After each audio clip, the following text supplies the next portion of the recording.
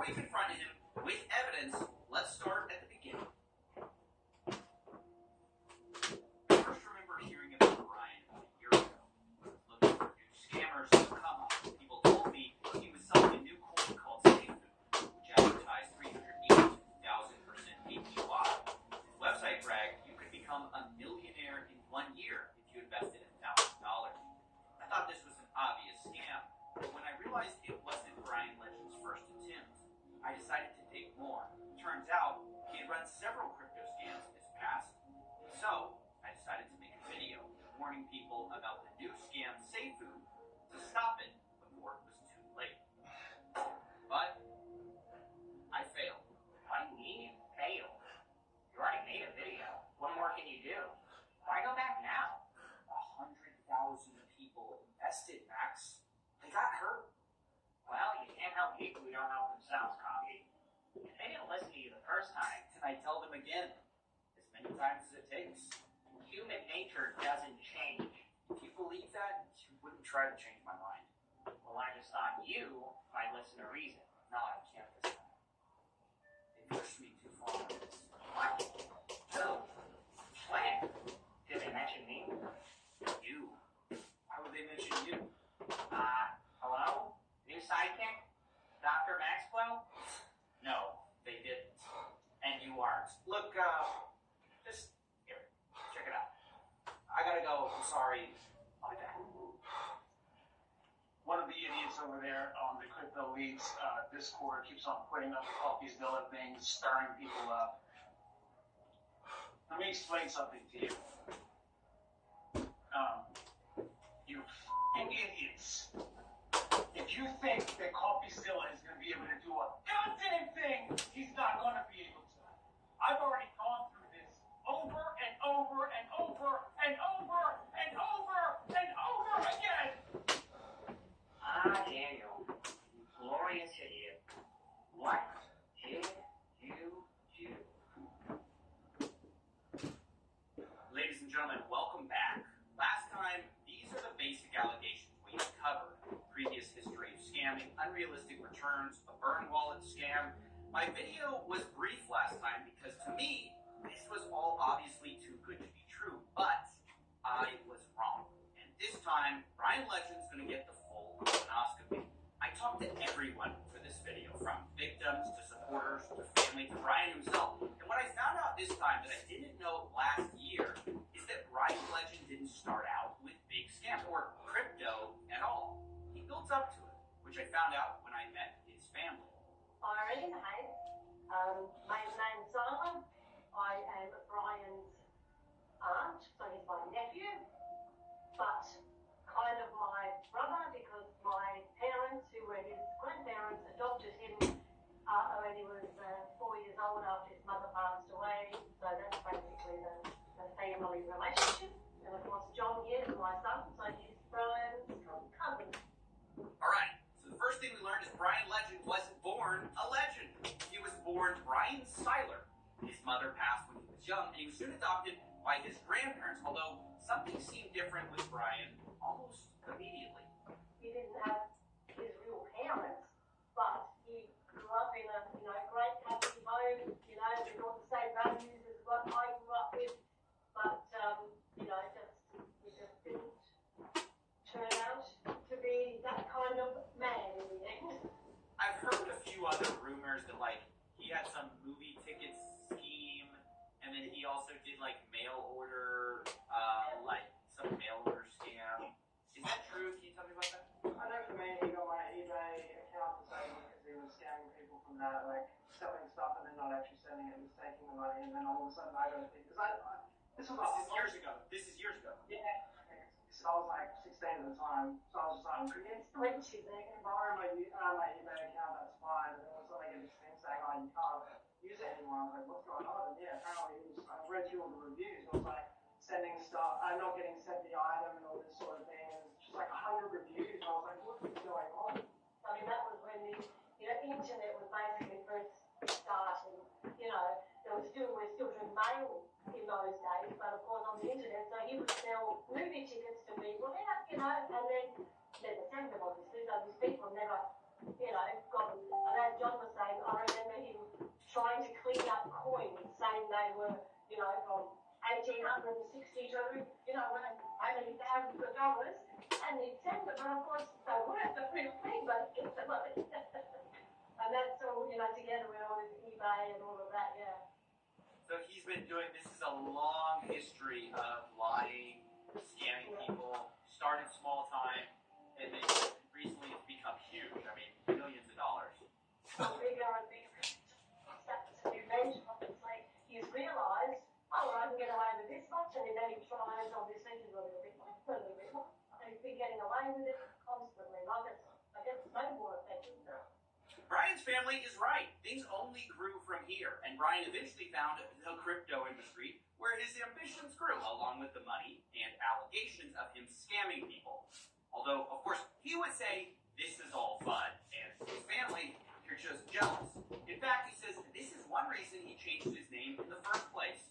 My name is Brian Legend. I have no association at all with Brian Seiler anymore. There was a lot of hate, not hatred, but I suppose a lot of jealousy from family members. Mainly one, and I suppose you can call it two, and a couple of others there. And they were getting a bit jealous about my fame, my success, and they really developed a lot of hatred in the end for me, and I really don't know why. But at the end of the day, I decided, look, I need to separate myself away from family. Now, who should we believe about what happened here? Brian Legend or his jealous family? Well, let's look at some more evidence, because this brings us all to Seifu. This was Brian's biggest project ever. It would take him from $10 t-shirts to Louis Vuitton and supercars. But in the beginning, Brian claimed he didn't need the money. He already had it. He was just creating Seifu to reclaim his reputation from scammers himself. I'm actually making this project, okay, and I've released this project not from a financial gain perspective, which means that I'm not doing this for money, okay? I already have money, okay? I don't care about $1 million, I don't care about $5 million, I don't care about money, really, okay? I have money already. What I'm doing this for, me personally, is to try to build back my reputation from the last projects which got diminished, and they got absolutely slaughtered by others in the game, and I suppose that you can call it kind of scammers, because they're trying to scam you out of knowing the truth, and they're trying to make you believe that I was some scammer myself or whatever. It's untrue. So yeah, Brian claims he didn't need to scam anyone because he already had money. But not only that, he literally couldn't scam you according to him, because first, the Seifu white paper said the team will not hold any tokens, and the Seifu team cannot dump on you. Secondly, Brian said he wasn't taking a salary from Seifu until the blockchain was done. Now, to this day, that blockchain hasn't come out. So, according to that, he wouldn't have taken a salary. So if both of those things are true, no tokens and no salary, how could he have made money from Seifu? And how is it that his lifestyle changed so much then, going from cheap shirts to luxury brands, from simple houses to mansions? Well, Brian's explanation is the same as before. He already had the money, which is what he said when I confronted him on this. So, Coffeezilla, as I just told, what I was about to say was that I had been a millionaire for quite some years before even attempting the Seifu. Okay? Once again, we're left with the question, should we believe Brian or not? Was he secretly rich? Well, let's investigate. And our first piece of evidence here comes before Seifu. Brian had a public account flipping domains online called Bryzy555, where he was doing deals just a couple years ago for a few dollars at a time. Now, it's hard to believe you would do this if you were already a millionaire. Brian also was known to have a low-budget cooking show that was copying Epic Mealtime, called Angry Mealtime. Hey, your meal's angry and it tastes delicious. Now, this evidence suggests that Brian didn't have money before Seifu, something that he disagrees with. Is that why you were domain flipping in 2020 for like $3? I own plenty of domains, thousands and thousands of domains. Yeah, so a few years ago you run a cooking show where you're broke, then you run domain flipping where you're flipping for a few bucks, and then all of a sudden you're wearing regular shirts, you get in charge of Seifu, and suddenly you have supercars in a mansion? That doesn't make a lot of sense. So what I'd like to tell you is that whatever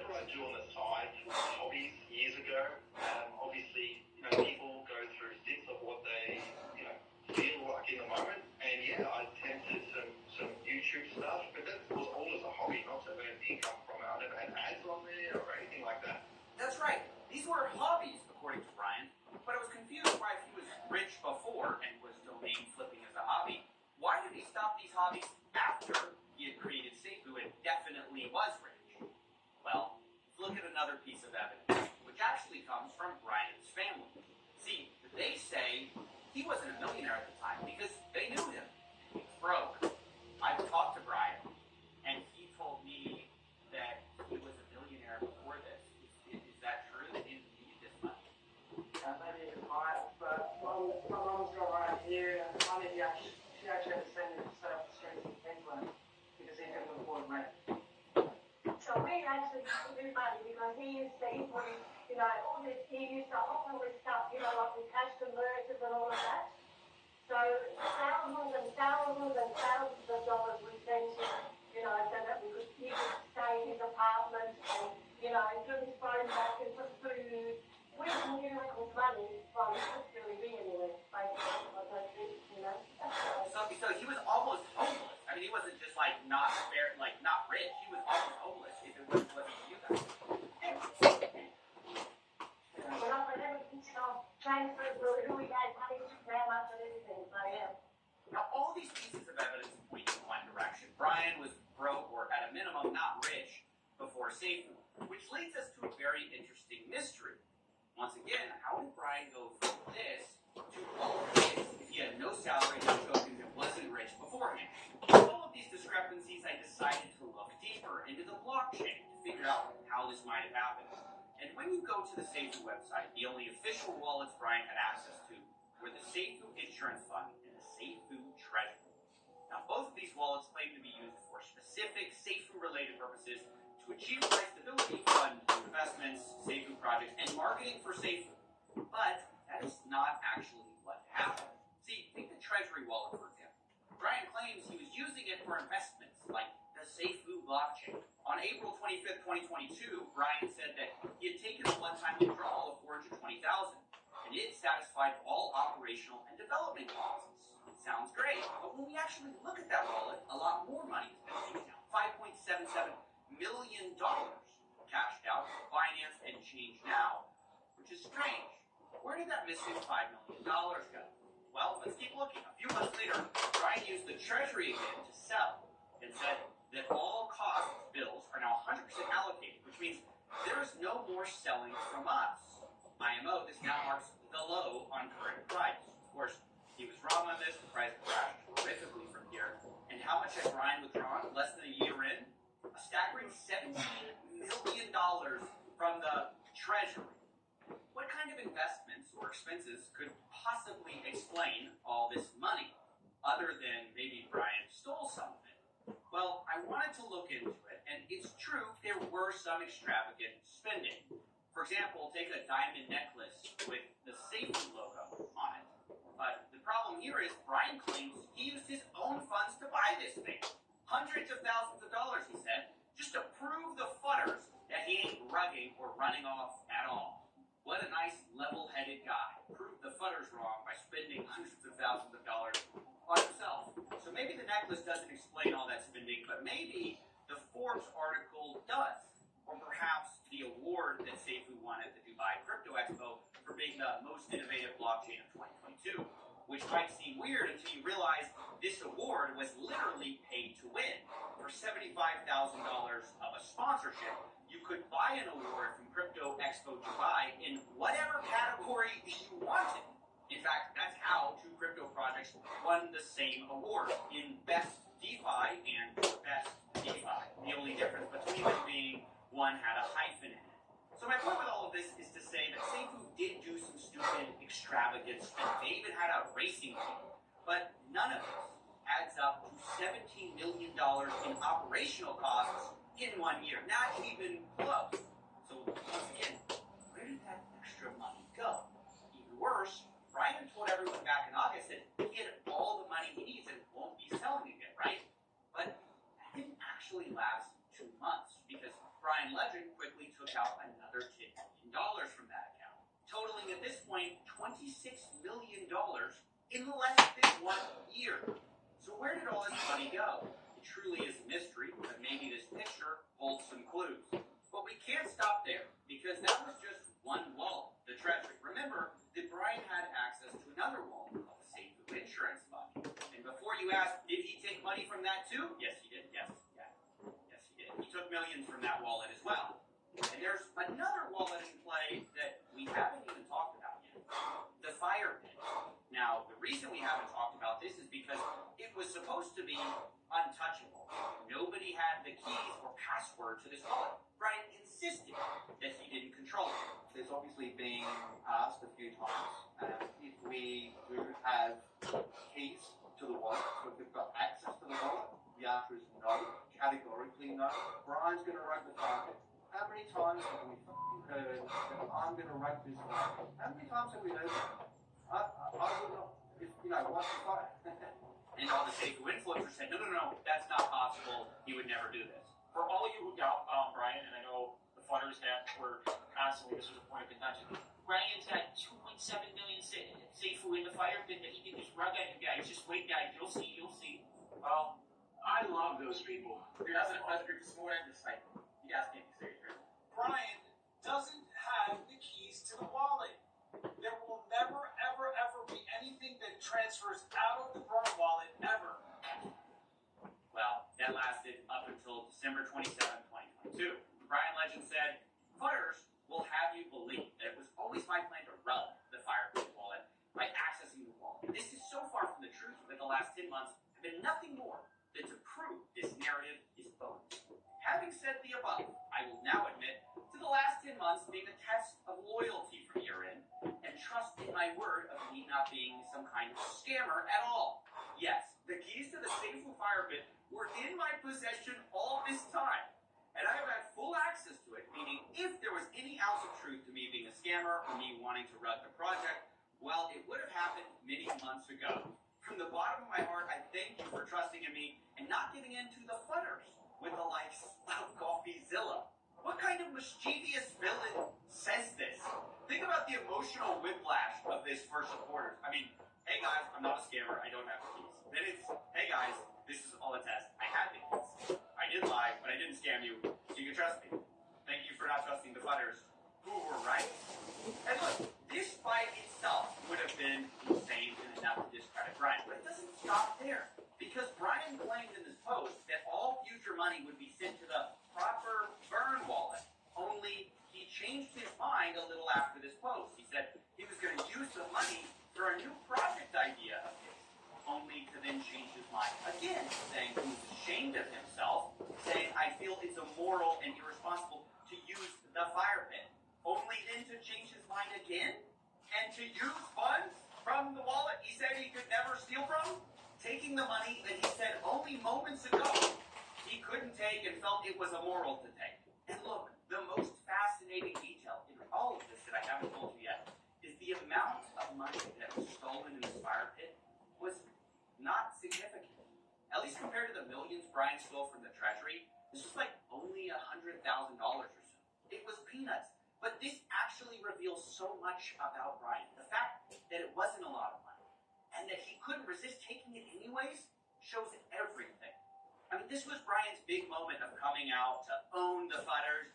Thank you for trusting in me and not giving in to Coffeezilla. But then he does it anyways.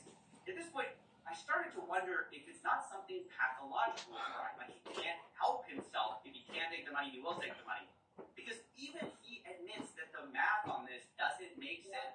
Everything that I've worked really hard for over the last 18 months, just to scam a few $100,000 or $1 million or whatever it is, it doesn't make sense, okay? It does not make sense. Later, when I confronted Brian and asked him to explain stealing the money from the fire pit, his response got even crazier. No, you stole those funds. Those funds never went to Save and Go. What do you mean stolen? How can it be stolen? I mean, you took them for your personal benefit. No, stealing is saying that you're stealing from someone else's possession. The fact of the matter is, But if you declared, you declared the fire, you said you lied, you said the fire pit couldn't be accessed, then you changed the rules halfway through and you took the funds that should have been in the burn wallet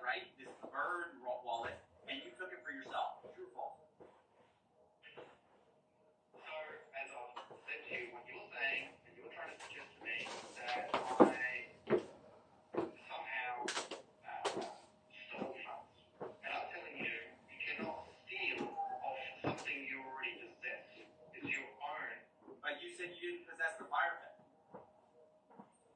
Look, I'm not going to keep on going around in circles here, okay? No, but you're saying I can't steal something I possess. But I'm saying that wasn't your money. You said, you yourself on that first video stated that the fire pit is a wallet that Brian controls, apparently. That's what you said. Yeah, I said you're lying to everyone. You're lying to everyone. You're secretly manipulating your own coin.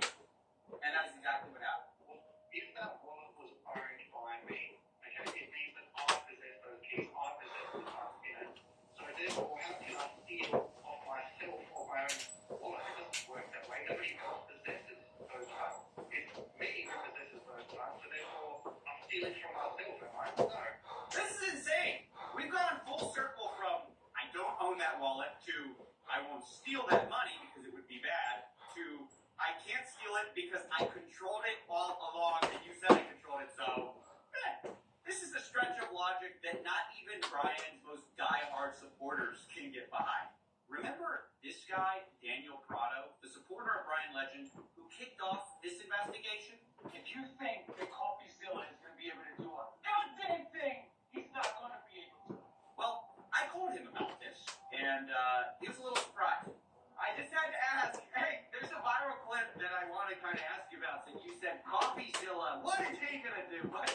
You know, do you remember saying that? Oh, yeah, of course. Well, I'm back. Yeah, you're back. It has nothing to do with, After some initial nervousness that I was back, I asked Daniel about the key question. Brian was claiming that the fire pit money was his money, and that it was his money all along. He's free to take it. He didn't do anything wrong by taking it. That belongs to him. Is that fair to say? Oh, it's just his money. It belongs to him. That's not hurting the community.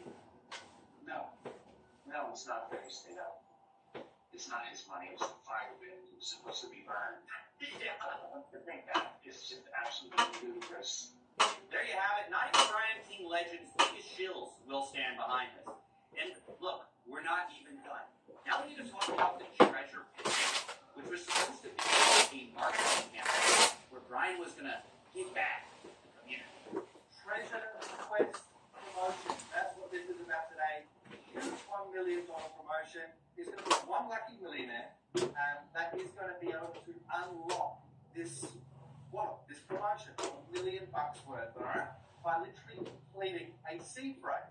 There'll be 24 words. So it's basically a quest, meaning what we'll be doing is giving little hints, and I suppose little, well, not only hints, but I suppose Easter eggs into getting those seed phrase words.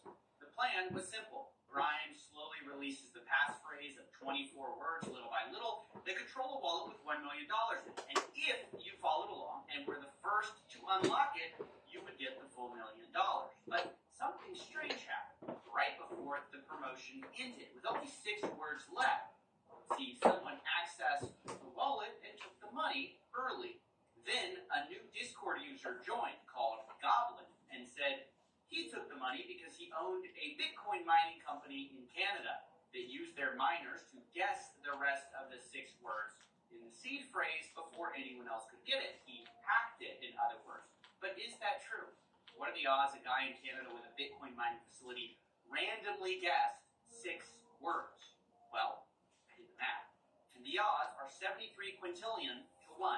Or to put it another way, you have better odds of winning the lottery twice back to back than guessing this random.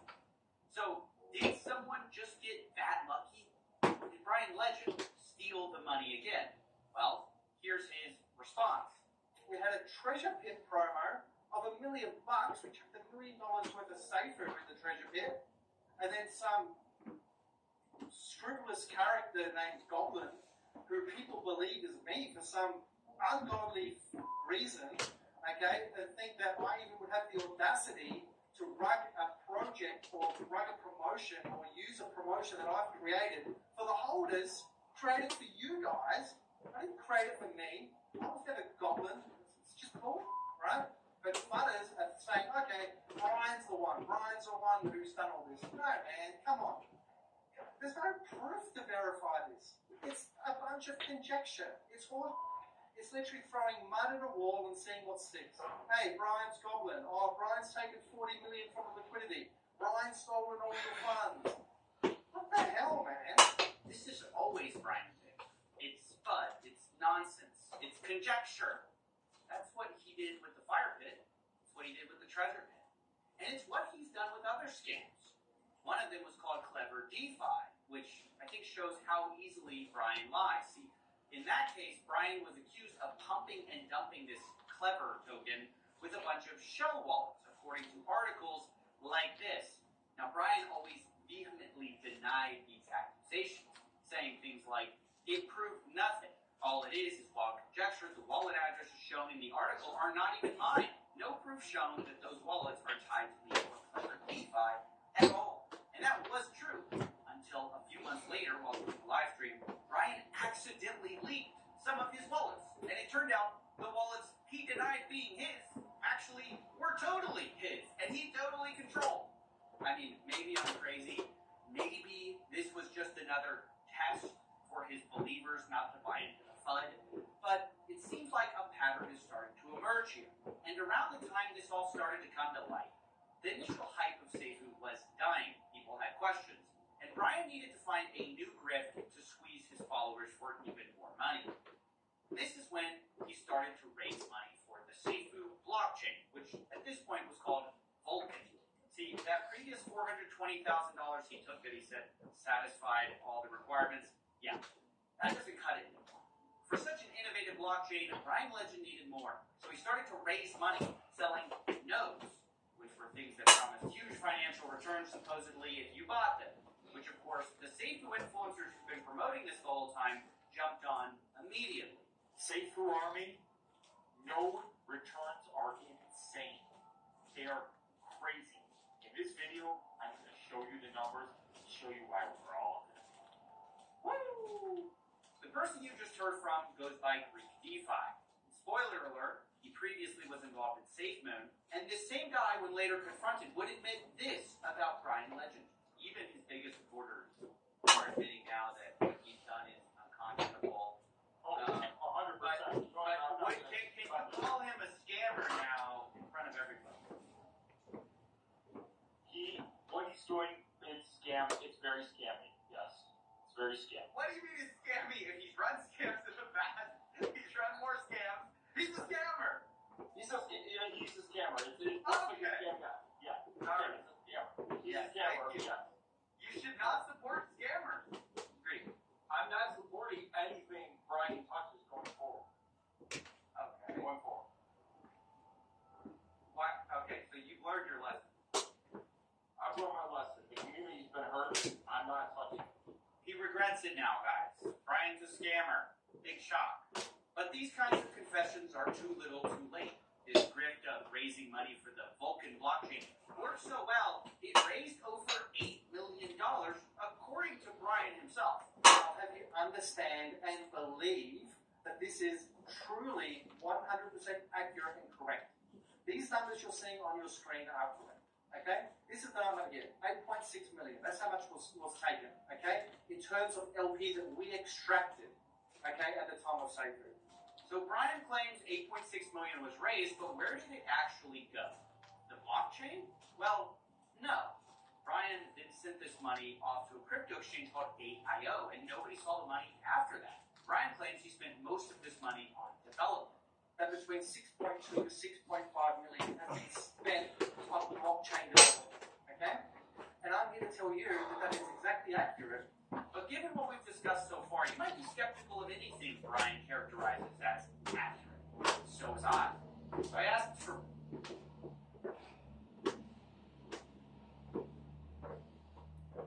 Psalm 38.